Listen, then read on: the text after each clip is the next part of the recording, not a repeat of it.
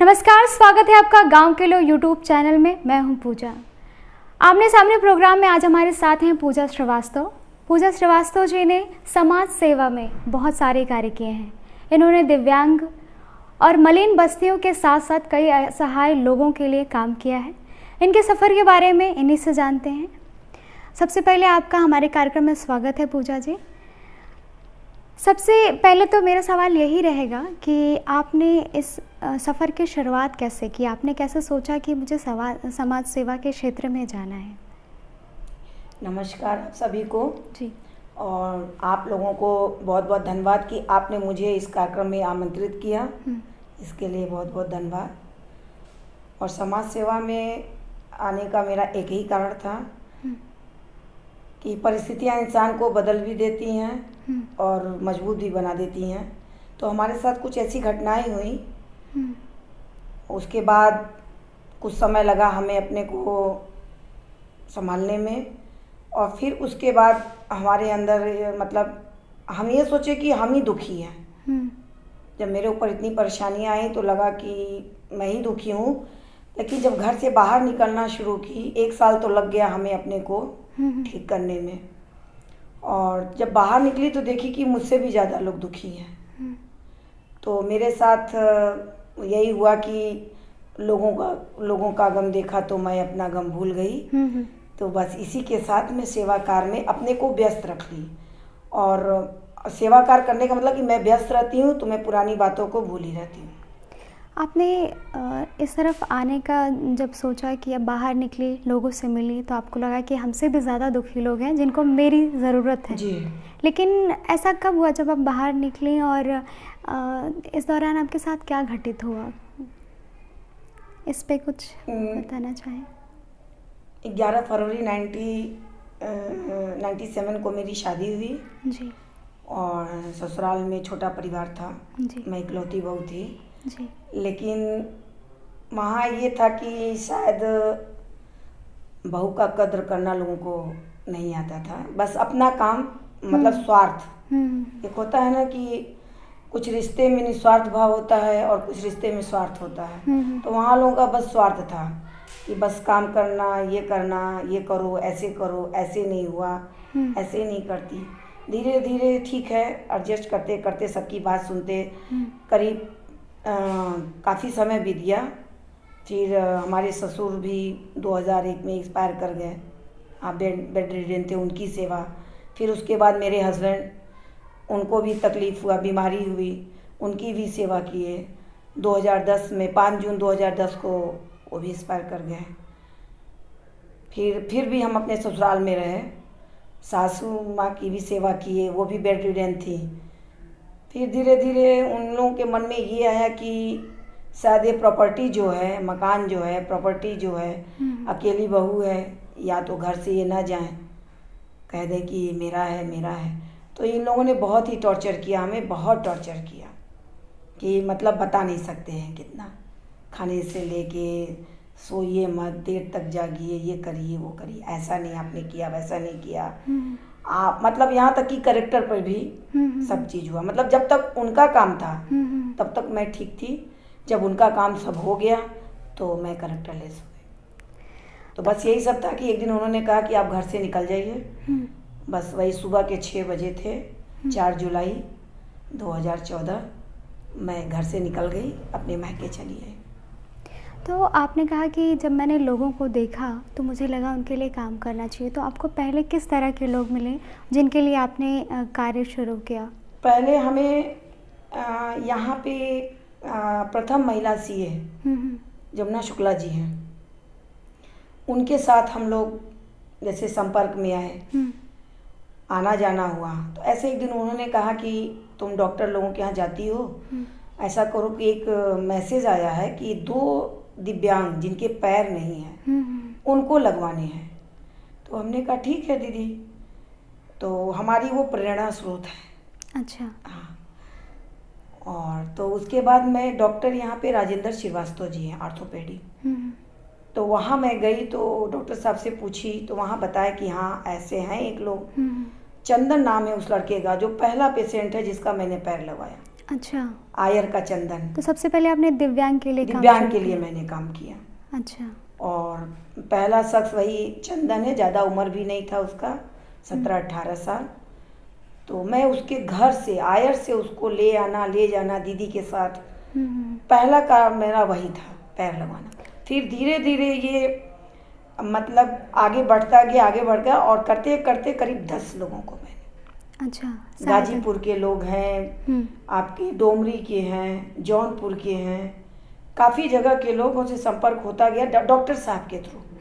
और मैं उनको ले जाके अपने पैसे से मतलब ऑटो करके साधन करके, और मैं उनको महमूरगंज में दिव्यांगों का फ्री में, मतलब कोई पैसा नहीं लगता है। लगभग कितना समय हो गया होगा आपको सेवा कार्य करते हुए? 6 साल। 6 साल जी। अच्छा, तो आपके प्रेरणा स्रोत की बात करें तो आपने जिनका जिक्र किया सीए हैं, वो रही हैं? हाँ, सीए जमुना शुक्ला दी। अच्छा, आपने सबसे पहले दिव्यांग के लिए काम किया, फिर आपने कुछ असहाय लोगों के लिए भी काम किया है, कई लोगों की शादी भी करे, तो ये क्रम कैसे शुरू हुआ? ये क्रम ऐसे शुरू हुआ कि लोग मेरे फेसबुक पे देखने लगे। हाँ हाँ। कि मैं दिव्यांगों को ले जाती हूँ, पैर लगवाना, दवा देना, सब कुछ, और डॉक्टर के पास ले जाना, अच्छे से उनको दिखाना, उनके घर तक मतलब पहुँचा देना। तो धीरे धीरे लोग अपने संस्था में मुझे जोड़ने लगे। अच्छा। और करते करते मुझे 8 संस्था के लोगों ने जोड़ लिया। अच्छा, मतलब आपका अपना कोई संस्था नहीं है? मेरा कोई संस्था आप 8 संस्था से जुड़ के काम करते हैं? लोगों ने मुझे जोड़ लिया। हाँ, अच्छा। फेसबुक पे से देख के। तो जब आप कभी जाती हैं, क्योंकि आपकी कोई संस्था नहीं है, तो जब आप कभी जाती हैं, किसी की सहायता करती हैं, तो आप अपना परिचय कैसे देती हैं? क्या आप किसी संस्था से जोड़ के देती हैं या फिर स्वयं स्वतंत्र बताती हैं? नहीं, हम स्वतंत्र रूप से करते भी हैं और संस्था के लोग की तरफ से भी हम करते हैं। अच्छा, जैसे अगर आप किसी की सहायता करती हैं तो उदाहरण के लिए आप किस तरह से अपना परिचय? जैसे अगर लोग मेरे साथ चलना चाहते हैं, जैसे मैंने मैसेज डाल दिया कि इस लड़की की शादी है, इस लड़के को व्हील चेयर देना है, तो जैसे लोगों के मन में है कि हम ही कुछ समाज सेवा करें, तो चलो दीदी के साथ चल के हम लोग भी कुछ सपोर्ट कर देते हैं। तो ऐसी कौन सी संस्था है जिसने आपको सबसे ज़्यादा सपोर्ट किया और आपके काम को बहुत ज़्यादा सराहना की 8 संस्थाओं में? आप अगर किसी एक का नाम बताना चाहें। इस वक्त भारत विकास परिषद, भारत विकास 36 शाखा की एक शाखा में मैं हूँ, ओजस्वी शाखा में। अच्छा। और मानवाधिकार। अच्छा अच्छा। तो अभी आप घर में अकेली हैं, जहाँ बस आप अपना ही आपको अपना खर्चा देखना होता है? नहीं, मैं अकेली नहीं हूँ। हमारी सबसे बड़ी सिस्टर, हम 4 बहन 2 भाई हैं। अच्छा। सबसे बड़ी सिस्टर बर्निंग केस में ख़त्म हुई थी 92 में। अच्छा अच्छा। उनकी 2 लड़कियां बहुत छोटी थी, तब से मेरे साथ थी। तो आपको आर्थिक में तो बहुत मतलब मैनेज करके चलना पड़ता होगा, बहुत दिक्कतें आती हैं? शुरू में तो जैसे कि माँ पिताजी ने जो कुछ भी हमें दिया, हमने गोल्ड तक अपना बेच दिया। जैसे लड़कियों की शादी में एक गाजीपुर की लड़की, दिव्यांग पिता थे, उनका पैर मैं लगवाई थी। उनकी लड़की की शादी में पूरी हमारी टीम ने सहयोग किया, मानवाधिकार के। अच्छा। मतलब समझे कि A to Z। तो मतलब आपकी आर्थिक सहायता मेरी, पहले तो हमने अपना गोल्ड वगैरह बेच देते थे। अब तो मुझे माँ पापा का आशीर्वाद है कि मुझे पेंशन मिलता है उनका। अच्छा अच्छा जी। अच्छा, तो आप जैसे जिनकी भी शादियां कराती हैं, जिन बच्चियों की, उनका चुनाव कैसे करते हैं कि इनकी बहुत ज़रूरत है सहायता की? क्योंकि ऐसे बहुत सारे लोग हैं जिनको बहुत ज़रूरतें हैं कि उनको आर्थिक सहायता नहीं मिल पाती है, बहुत मजबूरियों में शादी करते हैं वो जैसे तैसे। तो आप चुनाव कैसे करती हैं उन लड़कियों का? चुनाव जैसे कि मेरे पास सूचना आती है जी, लोग कॉल करते हैं जी, तो एक बार जाके हम लोग पता करते हैं कि क्या वो सच है या नहीं, सच है कि नहीं है। जी जी जी। हाँ, सच है कि नहीं है जी।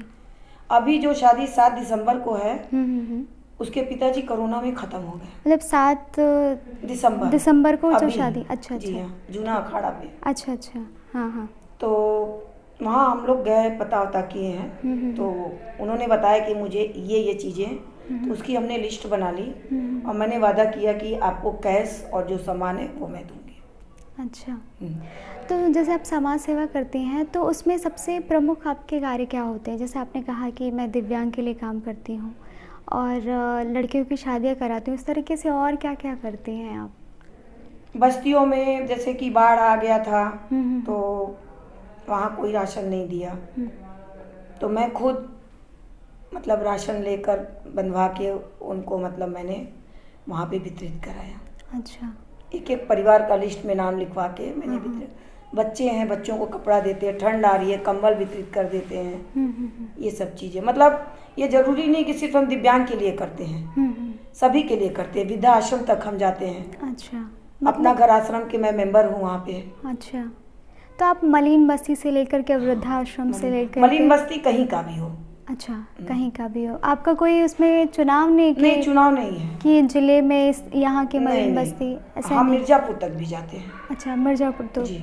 तो मलिन बस्तियों में आपको किस तरह की समस्याएं नजर आती है? क्योंकि मलिन बस्तियों में एक तो शिक्षा की कमी है, वहाँ शिक्षा पे की कमी है, साफ बच्चों का सफाई। क्लास भी हम चढ़ाते हैं। अच्छा, आप मतलब बच्चों की क्लासेस भी लेते वो हैं? बच्चे 6 दिन जाते हैं पढ़ने। सारनाथ में एक स्कूल है बच्चों का, और 7वें दिन हम घाट पे पढ़ाते हैं, शास्त्री घाट पे। अच्छा जी। अच्छा, आपको जब आप मलिन बस्तियों में जाते हैं तो आपको क्या लगता है कि किस वजह से ये सारी चीज़ों से अछूते हैं? उसके पीछे की वजह आपको क्या लगता देखिए, है? सबसे बड़ी बात कि वो लोग शिक्षित नहीं हैं और उनके पास इतना मतलब धन नहीं है कि वो अपनी ज़रूरतों को पूरा कर लें। पूरा तो हम लोग भी नहीं कर पाते हैं, लेकिन जहाँ तक हो सकता है पहनने के लिए, खाने के लिए, ये चीज़ तो हम लोग कर देते हैं। अगर किसी को दवा है कि दीदी मुझे ये दिक्कत है, दवा चाहिए, चलो भाई डॉक्टर को दिखा देते हैं, दवा भी हम दे देंगे आपको।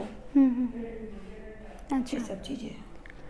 तो आपने बताया जैसे कि आप मलिन बस्तियों में बच्चों को पढ़ाते भी हैं, सब कुछ उनके स्वास्थ्य से लेके सारे कार्य करते हैं। कैंप भी लगवा देते हैं बच्चों के। अच्छा अच्छा, तो आपने ये सारे कार्य कोरोना के समय में कैसे किया? जैसे क्योंकि कोरोना के समय में लोगों को बाहर नहीं आना था और उस समय लोगों की बहुत ज़रूरतें थी, तो आपको उस समय कैसे आपने लोगों को सेवा दी, किस तरह से कार्य किया? जब कोरोना पहले राउंड पे था, जी, फर्स्ट वाला, जी जी, उसमें हम 3 महीना कंटिन्यू काम किए हैं, कंटिन्यू काम किए हैं।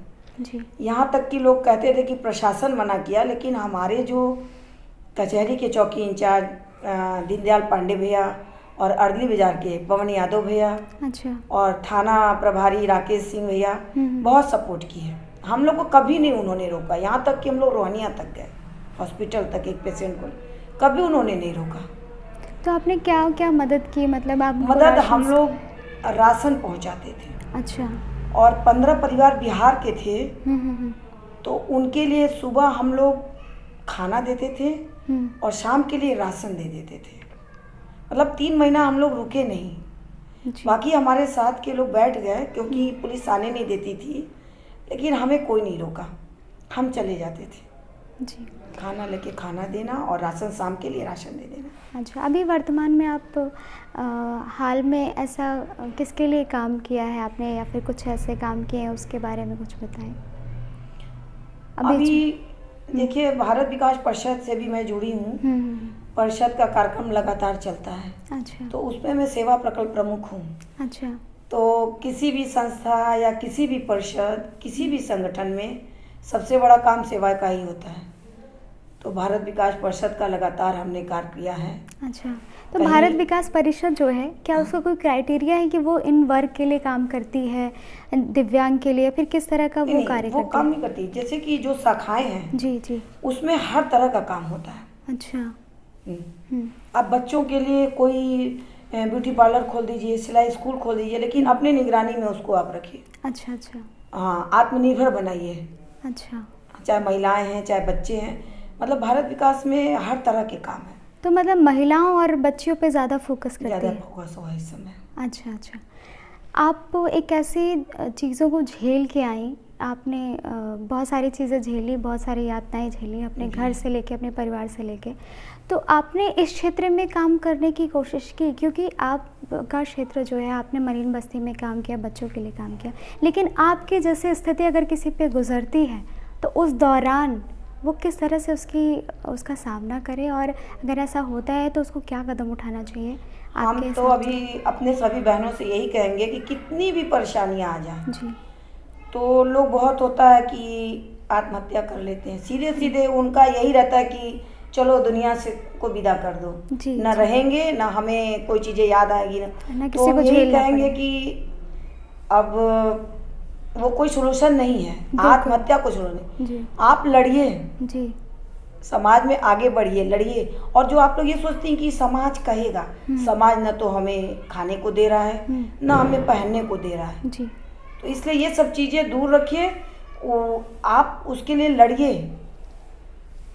और यही कहेंगे, आत्महत्या ये सब चीज़ें बुज़दिली है, कमज़ोरी है। और क्योंकि और हमारी जगह कोई लड़की, हम तो ये सोचते शायद वो उठती ही नहीं अब तक, लेकिन हम सभी को यही कहेंगे कि आप लोग अपनी लड़ाई लड़िए, समाज का चिंता छोड़ दीजिए। समाज आपके लिए कोई चीज़ नहीं करता है, समाज को एक मसाला चाहिए। तो किसी भी कारण, किसी भी परेशानी का कारण आत्महत्या नहीं है। आप एक मिसाल बनिए समाज में। आप जितने भी कार्य कर रही हैं, आपको 6 साल हो गए समाज सेवा के कार्य करते करते, तो कभी इन फ्यूचर आपको लगता है कि आप अपने संस्था बना करके इस तरह का कार्य कर सकेंगी, या फिर ऐसा कभी सोचा है कि नहीं मैं फ्यूचर में एक संस्था बनाऊंगी, क्योंकि मैं कई जगह से लोगों से जुड़ के कार्य कर रही हूँ और मैं खुद इतनी प्रमुखता से कार्य कर रही हूँ, तो मुझे भी एक संस्था बनाने की ज़रूरत है। आपको कभी ऐसे महसूस होता है? नहीं। आप कभी स्वतंत्र रूप से नहीं। कुछ लोग कहते हैं अगर आप संस्था बना लेंगी तो जो आज आपकी पहचान है वो ख़त्म हो जाएगी। अच्छा। फिर वो आप अपने लिए करने लगेंगी। जी जी जी। आपको ये महसूस पैसे मिलने लगेंगे, फिर आप अपने लिए करेंगी। फिर आप पैसे, ऐसे तो आप अपने पैसे लगा कर मतलब आप काम कर रही हैं, किसी से कुछ नहीं लेती हैं। भारत विकास में जितने भी कार्यक्रम मैंने किए सब मैंने खर्च करके। तो आपको जो ये बातें हैं क्या सच लगती हैं? जब आप 8 जो भी हैं NGO अब तो कम कर दिए हैं। तो आपको लगता है कि उन्होंने जो भी काम कर रहे हैं सिर्फ अपने, उनका उससे अपना लोकप्रियता बढ़ रहा है और अपने पैसे कमाने के लिए खोल रखे, आपको ऐसा लगता है? देखिए, उन लोग के पास एक सपोर्ट है, वो लोग करता है। जी जी। और वो लोग उस चीज़ को आगे बढ़ाने के लिए काम करता है। जी। जो वो लोग सेवा करती हैं तो कभी ट्रस्ट लोग कर देती हैं तो कहती हैं ट्रस्ट में ज़्यादा पैसा आता है। तो ये सब चीज़ें हमने सोचा ही नहीं। अच्छा। हाँ। और हमारे साथ के भैया लोग कहते हैं कि अगर आप अपने NGO खोलेंगी तो जो जितने लोग आपको इस समय जानते हैं फिर कोई नहीं आपको जानेगा। हमने कहा, हमने कभी सोचा ही नहीं कि हम अपनी संस्था खोलें। बस मैं ये सब काम करके अपने को व्यस्त रखती हूँ कि अकेले रहूँगी तो वही सब पुरानी बातें घूमती रहेंगी दिन भर। ऐसे हुआ मेरे साथ, ऐसा हुआ। तो आपका दिन का रूटीन क्या होता है जब आप कार्य करने जाती हैं? कुछ बता सकते हैं? सुबह से लेकर रात तक आपका क्या क्या कार्य रहता है? सुबह का रूटीन तो ये, घर में भी हम कुछ काम करते हैं, घर का भी काम करते हैं। और उसके बाद अपना मतलब बाहर जाना। हाँ, अपना रूटीन मेंटेन करने के बाद फिर बाहर निकलते हैं। जिसको चलना है भाई फ़ोन कर देते हैं, साथ चलना है चलो। अच्छा। नहीं तो मैं जा रही हूँ। अच्छा। मैं जा रही हूँ। लेकिन आपका एक दिन भी घर पे रुकना नहीं होता है लगभग? अच्छा आप बाहर नहीं लगता है। अच्छा, जब आप बाहर जाती है तो आपको अच्छा नहीं जैसे कि कभी, जैसे परसों हम निकल गए थे वहाँ पे अपना घर आश्रम में। अच्छा। वहाँ चले गए थे, प्रभु जी लोगों के साथ रहे। जी जी जी। वहाँ पे सब लोग पहचानते हैं हमें, पूछते भी हैं, कुछ लाई हैं, हाँ लाए हैं। वहाँ खाली हाथ जाना हमें अच्छा भी नहीं लगता है। माता प्रभु हैं, पिता प्रभु हैं। अभी कल हो सकता है हम लोग मटकड़का वाले आश्रम जाए, बिरला आश्रम जाए, वहाँ माता जी लोगों की सेवा करें। अच्छा। तो तकलीफ होता है देख के कि उनके बच्चे, जिन बच्चों को इन लोगों ने पाल पोस के बड़ा किया, उन बच्चों ने इन लोगों को घर से बेघर कर दिया। आप जो ये कार्य कर रही हैं, तो क्या आपको आपके इस कार्य को लेकर के आपके घर परिवार में किस तरह की प्रतिक्रिया मिलती है आपको लेकर के? ऐसा कोई प्रतिक्रिया नहीं है। सब आपके काम का सम्मान करते हैं सब लोग, क्योंकि घर में लोग जो भी एंट्री करता है जी जी जी, तो मोमेंटम देख के कहता है ये सब आपका है। मैंने कहा मेरा नहीं है, ये उन लोगों का आशीर्वाद है जिनकी मैं सेवा करती हूँ। और जिनकी मैं सेवा की उनका तो आशीर्वाद नहीं मिला, अपने घर के लोगों का, लेकिन अब इन लोगों का आशीर्वाद है जिसकी वजह से आज मैं इस कंडीशन में हूँ, इस स्थिति में हूँ, और आगे भी मैं करती रहूँगी। जी, आपको बहुत सारी शुभकामनाएं। आगे भी आप इसी तरीके से, इसी लगन से कार्य करते रहें। आप हमारे यहाँ आई, हमारे चैनल को बहुत सारी जानकारी दिया हमारे दर्शकों को, इसके लिए बहुत बहुत धन्यवाद आपका। इसी तरह की तमाम हस्तियों से मुलाकात के लिए बने रहिए हमारे साथ, यानी कि गांव के लोग यूट्यूब चैनल के साथ। हमारे चैनल को सब्सक्राइब करना नहीं भूलें, बेल आइकन ज़रूर दबाएं और कमेंट्स के ज़रिए अपनी राय हमें देते रहें। धन्यवाद।